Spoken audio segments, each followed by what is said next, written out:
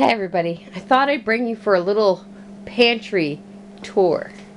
Just to give you an idea. This is an empty bedroom. There's no carpet on the floor. The carpet was worn out, and when we decided to turn this into a pantry, the carpet came out and we did not replace it. That way if anything drops, breaks, or spills in here, it's easy cleanup. So it's just a bare cement floor, and that cement floor actually helps to keep it cooler in here. So some of the things I wanted to go over with you is my shelves are nothing special. They're just bookcases, because I used to have a collection of books that filled this wall. And I transferred that all, and I donated the books. And I transferred all this to Food Pantry. This really started when I was couponing, and with the couponing I was getting like 20 boxes of pasta at a time. I'd get 20 boxes of Hamburger Helper. You know, in canned goods I was getting cases at a time when I was couponing, and over the years this has now transitioned into our major pantry. What you're seeing in front of you is mostly short-term food items and some long-term, because some of the stuff we won't be opening, like all my herbs and spices are almost two shelves. If I actually put some of my bouillon, I have bouillon down here. If I put that up there, I'd have about 2 whole shelves of spices. And I have my pan cooking sprays up here. Just to give you an overview, there's some garlic. Oh, it's hard to see. It's really dark in this room, and we have to replace the light kit because we don't need a lot of light in this room, so we really don't worry about it. So, but that's a whole nother thing. We keep the vent closed in the winter to keep the heat from coming in, and we keep it open in the summer to keep the room cooled. But as you can see, I got tomato products all together. I have some of my home canned pickles and some olives and pickles that I got when I was couponing. And then we have a shelf of fruit, some canned tomatoes again, lots of tomato products in here. Some home canned sauerkraut. These are yams and sweet potatoes. Some more yams. I'm going to have to reorganize. Down here is a ton of popcorn. And because it's a corn product, I did not vacuum seal these. They're just in old spaghetti sauce jars. But then I have we bought 25 pounds of popcorn bulk. And the bulk of the popcorn is in Mylar bags in long-term storage. But we kept some out for our everyday use as well. There's a little bit of canned vegetables, not a lot, because we've switched how we do this. There's some more canned vegetables. Some beef stew here, and the beefaroni ravioli for short term. Emergency power out, gotta have a meal. These are complete meals, so that's what we'd fall back to. And I have some black beans. Here's some pigeon peas, some kidney beans. And again, this is just part of my short-term storage. We also have the same beans and some more kidney beans. We have the same beans in long-term storage. Down here, some jams and jellies that I made. We keep these on lower shelves just in case. We don't want to overweight the shelves, and we do not want to have them fall over. This is some cornbread mix. I got 50 pounds of cornbread in one day, and it's a wonderful mix. It was a Kratz, if you can see that upside down. But it is a Kratz. I keep the directions with it, but it's pretty basic. Add water and butter your pan and put it in, and we get almost cake-like cornbread. It's a favorite of ours, but this is one of my short-term methods for things that are in boxes and bags that need to be packaged to protect from bug infestations. So this is one way I do that. I also do it with sugar, some flours. Here's some cornmeal self-rising, another cornbread. This is the peanut butter. As you can see, we don't stock a little bit, we stock a lot. This is what's left over from my couponing days. We barely ever eat this stuff anymore, but it is here short term. These are, just because that label says sugar, it's really not sugar. These are half beans, and these are good to stock so that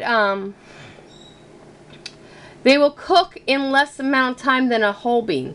So I have about 4 jars of these right now.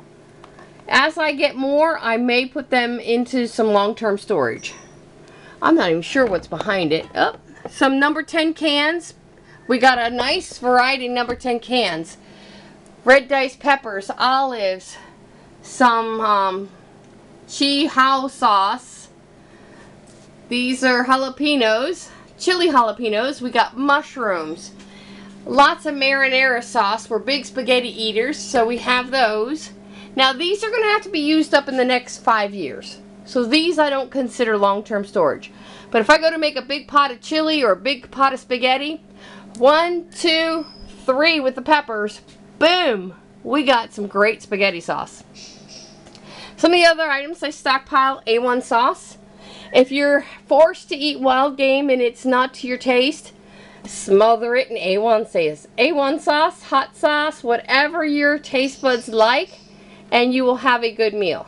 It's also great for a marinade, for marinating any kind of meat to make it a little different flavor than the norm. Of course, pancake mix, because we do stock bulk pancake mixes, long term and short term. So we have about, there's 4 bottles of pancake syrup in there.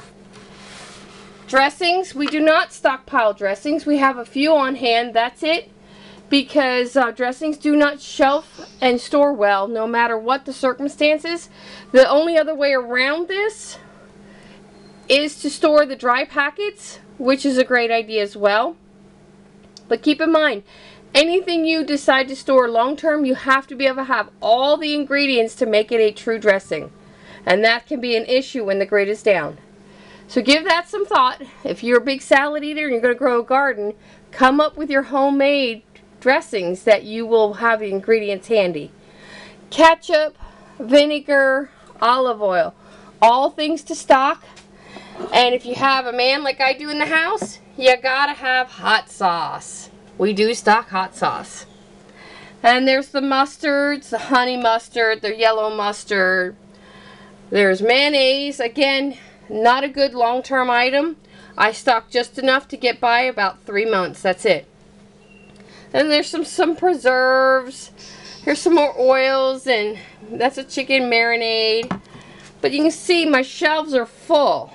This is some home canned sweet potatoes, some breadcrumbs, and be careful with your breadcrumbs because they will get buggy as well. So these are going to end up being packaged. I'm out of my 1 gallon Mylar bags. I'll have to have an order come in. Once that comes in, anything like this will be put in a Mylar bag with an oxygen absorber so nothing can live in it. And that's the goal. I have my longevity tangy tangerine drink. This is my vitamins and minerals. It tastes like Kool-Aid. And this is my supplement that I will be drinking when the grid goes down. I also stock some coconut water. It's a great electrolyte. It's also a great thing to make a smoothie with, because I plan on having my blender and having my smoothies after the fact. Oh, this here, powdered sweet potatoes. So anytime you want mashed sweet potatoes, right there you go. Powdered. I dried them and powdered them. Some more canned goods. This is a hodgepodge by the looks of it. I'm not sure who put this in here. There's some tomato sauce, some corn, some kidney beans. So this is a hodgepodge, and as we get more of these, we'll sort them out a little better. I also keep some canned sweetened milk and some evaporated milk back here. Not a whole lot again, because that stuff does not have a good shelf life. I can tell you from experience, these guys, if you like them, stock them. They have a great shelf life, and I've had some for 4 years and actually used them up this year and had to buy more, but they were still as good as the day I got them. Now, over here, this is my soups. I don't stock a lot of canned goods as far as soups go because I do the Bear Creek products. But I do have some box soups are tucked up in there. This is some spaghetti pasta that we put in the jar for everyday use. Some canned chicken gravy. Again, not a lot on that stuff. We do stockpile a ton of cranberry sauce, full of vitamins and minerals and nutrients. It's really, really good for you. We got canned potatoes, canned corn, pinto beans, cannelloni, green beans. I got almost 3 cases of green beans. I think I do have 3 cases, but this is just not in a case of here. We got some vegetarian beans, the brown sugar in the half-gallon jar. I'm not sure what that is. Oh, that's Southern cornbread. See that? Southern cornbread? Again, in a jar to keep it from getting bugs. Turkey gravy. Definitely not where it belongs down there, but things get shifted. Home canned chili beans. So I do home can a few things like chili and chili beans. This is my canned meat section. I got chicken, tuna, pork in a can. That's hard to see, but that silver can is pork in a can. I got sardines. I got red salmon in here. And we also have the canned bologna in here. And let's see here. There's Spam back there if you can see it. We got Spam tucked in there. We have pulled pork. So our canned meats are definitely up to par until we can get hunting or finding another source of meats if we're going to do a lot of meats. I also keep country sausage gravy on hand for a quick meal. A piece of toast and a gravy and you got yourself a meal for breakfast. More potatoes, some canned pie fillings, and yes, I got a cat who thinks he's got to be the center of attention. I have some vegetable shortening and lard that I keep. Oh goodness. And this is the very center of my room, and I got some salad dressings. I don't even remember what this is. Homemade salsa. And again, red cabbage. This is all number 10 cans. All number 10 cans. I keep my construction bags in here. I got probably about 15 bags left. So when I get that low, I will replace that. This is like a catch-all in the center. Some cranberry juice, which is one of my favorite things. I love cranberry everything, and it's so good for you, so I eat a lot. This is the Romaine Noodles we just purchased, so they haven't been put back yet. And like I said, this is a catch-all for all the little oddball packages that I end up with. Some rice, more rice, some pasta that hasn't been put away. This is all pasta and shells and rice. Down here are some drinks. We're not real big on the canned drinks. It just happens that I have them right now. And this is a thickener for gravies and soups. So I do have that. It is powdered, it is dried, it is sealed. So that's for down the road. This is one of my shelves that I focus on my soups. This is my Bear Creek shelf. So most of this here is Bear Creek. I have some rice-a-roni in there. I have some rice sides in there. But it's all designed for quick meals. I have some shelf-stable almond milk, shelf-stable 1% low-fat milk, and it's all shelf-stable. And then some rice mixes. This kind of looks a mess, but I know where everything is, so I guess that's the important thing. I got a whole case of roast chicken seasoning mix, which I feel we could use for almost any game birds as well as chicken, maybe even turkey. So it depends what your thoughts are for going out and getting food in an SHTF situation. Some pumpkin bread. We always have a ton of raisins on hand. There's some black beans in that jar.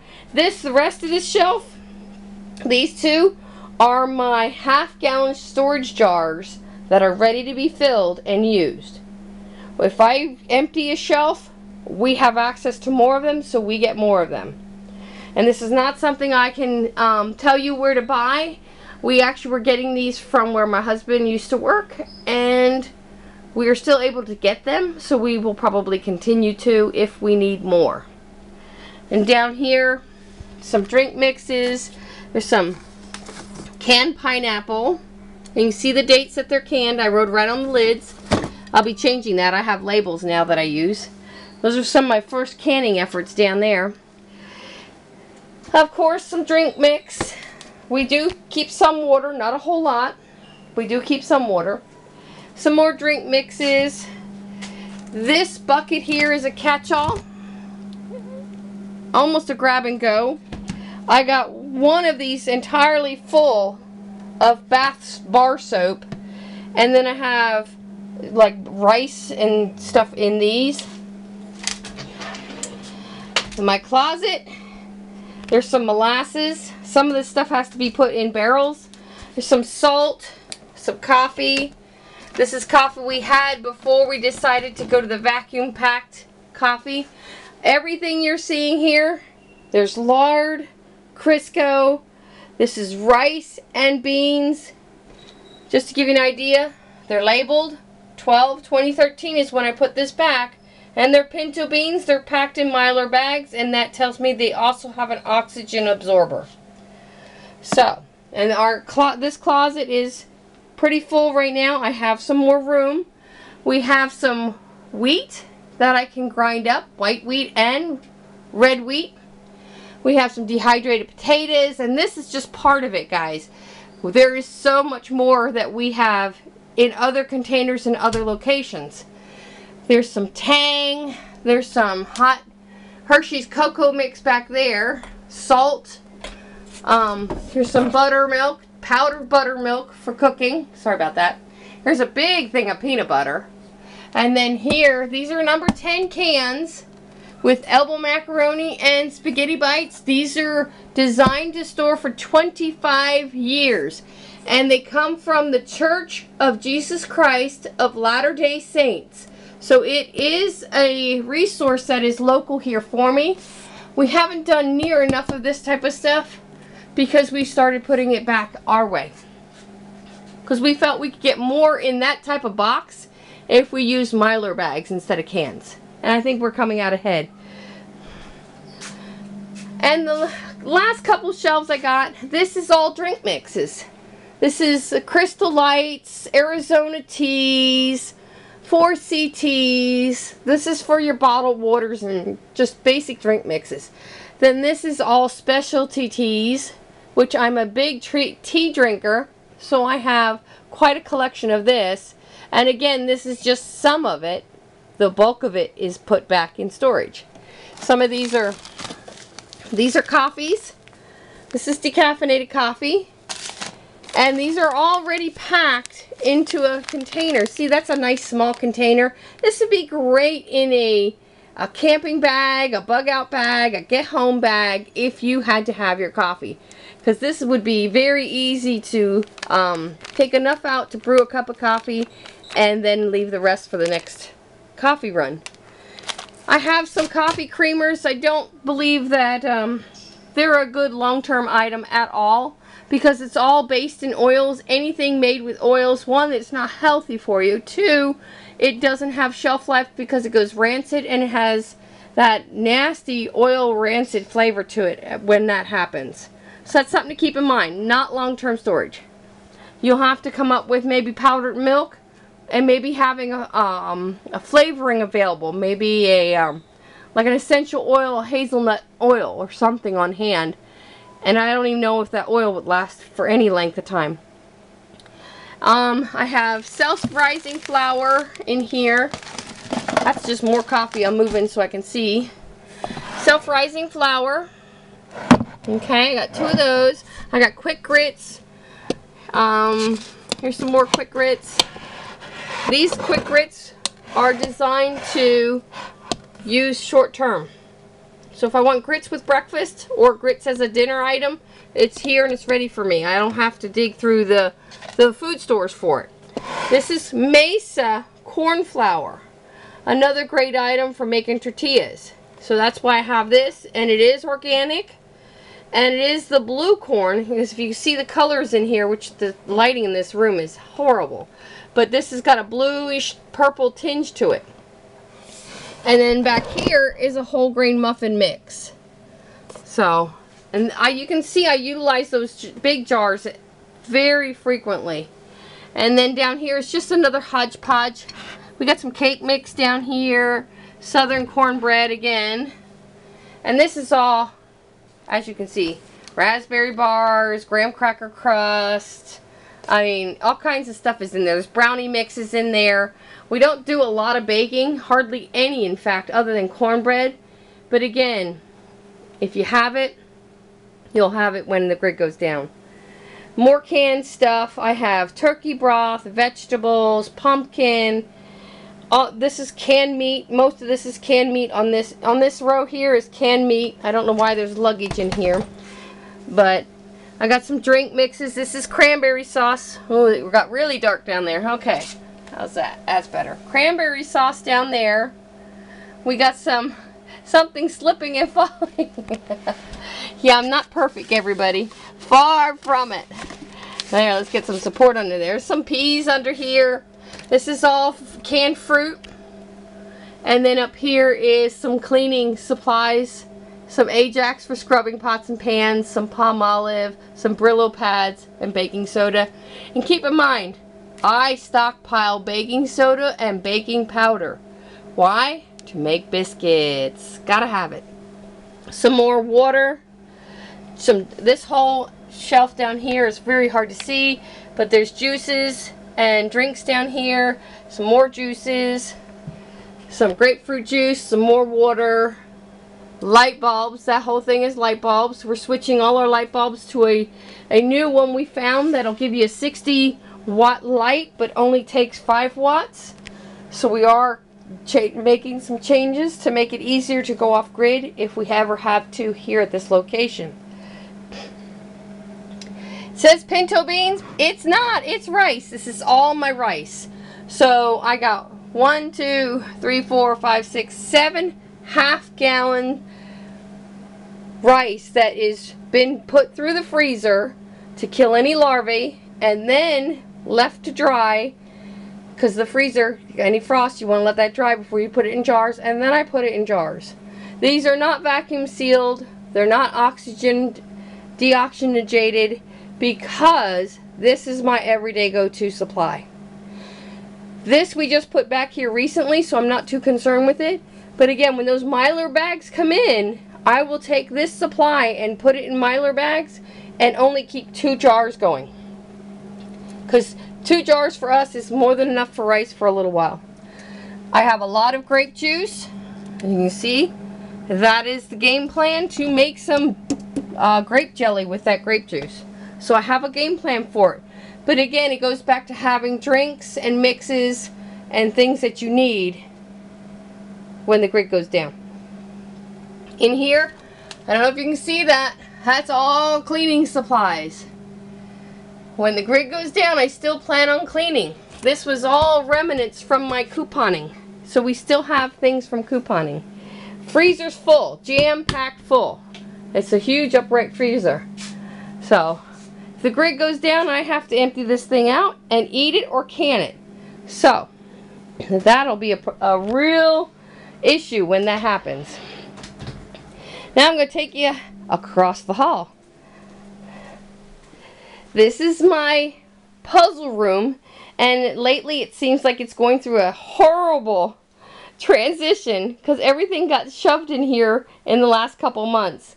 This is my shelf for my canning supplies, so my lids. As you can see, I got a lot of lids.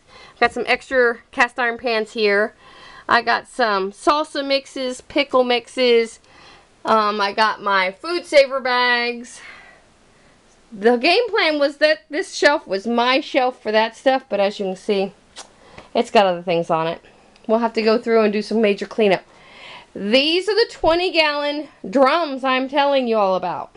We get these for free because the company is just getting rid of them. They don't want them. And we have filled I think 6 of these total now. 4 are here and 2 are at our other location. My canning supplies, some lids. These are jars that I'm getting ready to use. Some more jars. A hodgepodge, like I said. Some more canning supplies. And then over here, I've had to start storing canned goods in this room. And the reason I do it, this room is one of the coolest rooms in the house. So, this is that canned butter. Look at that. Nice and solid. That's what I'm looking for. And it's very cool to the touch, so I know it's staying a good temperature. But I got potatoes in here. I got cauliflower in here. This whole shelf is canned goods. So, and these are bags. You can see how they're sucked down. This is instant dry milk. So this is ready to go into a barrel. So all these will be put in barrels because, as you can see, this is like a brick. And that's corn grits. So these will go into a barrel. Now I don't know what happened here, but as you can see, this is a fail. But you see all these pinholes? One of my cats may have climbed on it. And he may have done one of these. I wouldn't put it past him, but I got lots of pinholes. So those will have to be repackaged. Same product. This was sitting underneath it. So this one has not been tampered, but you can see how it's been sucked down. That's what you're looking for in your final Mylar and oxygen absorber product. So, I thought I'd give you a peek at what we're doing. Oh, by the way, those 2 buckets are full of food too. It's all over the house. But that's a good thing. We're going to be putting them in other locations as well, especially in the very, very near future. So our food is distributed and we have access to it. If someone comes in and wants to confiscate food, they're not going to get all of it. We're also getting ready to purchase some fruit trees for 2 locations that we're going to be planting fruit trees. So all else fails, if everything else gets taken, you can live on fruit and vegetables. Don't let anybody tell you you can't. Because I know hundreds of people who are... Okay, I'm out of camera time, so y'all have a blessed day, and I hope you enjoyed the video.